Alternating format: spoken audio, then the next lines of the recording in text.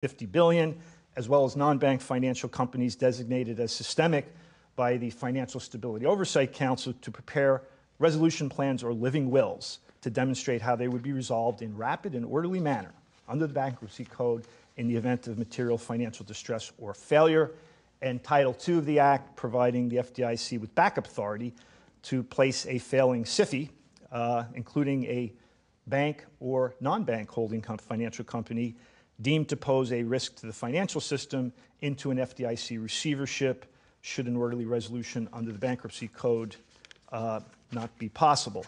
Now, before I start the panel and hand the talking stick over to Rick, I thought it might be appropriate to give you a quote or two from Chairman Marty Gruenberg at the FDIC, recently commenting on the concept of too big to fail, too big to regulate.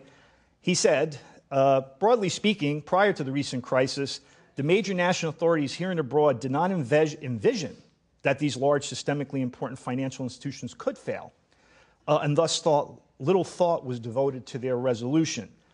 In hindsight, that proved to be a mistaken assumption.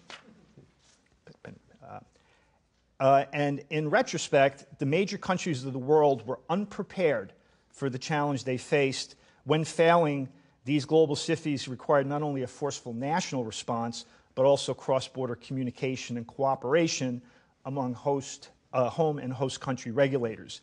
The necessary national authorities and cross-border arrangements simply did not exist. And that's telling commentary from one of the most senior regulators, banking regulators in the U.S. So I think at that point, we'll start the presentations with our panel, and we can start first with Rick. Thanks, Jerry.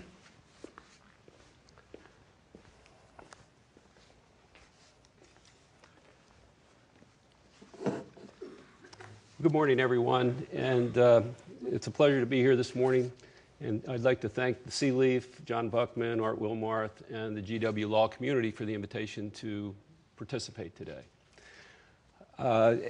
You know, this panel is talking about, or it's titled, Too Big to Regulate, whether the institutions are too big to regulate. But in fact, you know, we don't regulate these large institutions at the FDIC, but picking up on Jerry's comments, what we do and what we've gotten out of the Dodd-Frank Act is the responsibility to address these large institutions if there's a failure.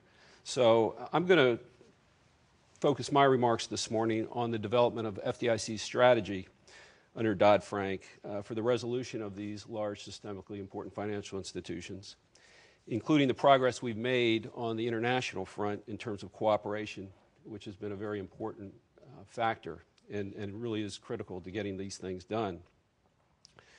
As Jerry indicated from the remarks of our chairman, before Dodd-Frank, at the height of this last crisis, there really were no authorities available to address these large institutions other than bankruptcy, which didn't work too well in the Lehman case, or a bailout situation, which caused a huge outcry in terms of political concerns.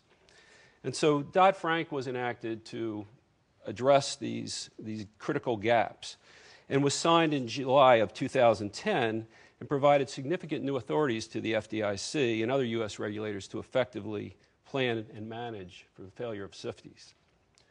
As Jerry indicated, we got Title I, which deals with large bank holding companies and institutions designated as systemically